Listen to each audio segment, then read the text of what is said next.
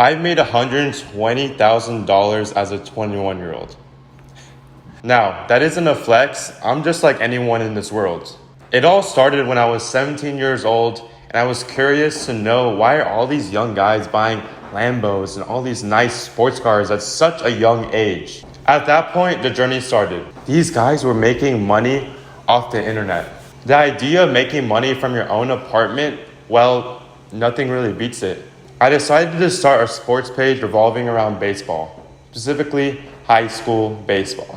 A month later, I grew it to 5,000 followers due to it being an untapped niche in a market that hasn't been really hit yet. Now, 2 years later, I now have over 500,000 followers revolving around baseball, and I made over $120,000.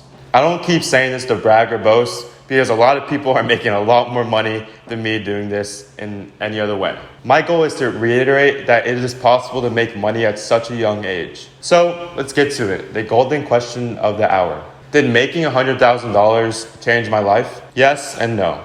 I'll start with the good. When you have money coming in as a college student, it is very hard to not spend it. I unfortunately blew it on small things like watches, maybe even buying an $80,000 car, and even I did spend an $8,000 dog, so yeah.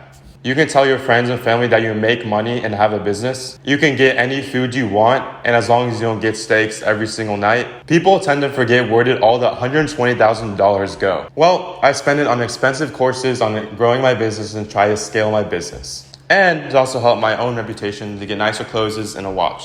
Now, for the bad. People will start to be jealous and hate you just for no reason. For example, I posted how much I made on social media in 2021.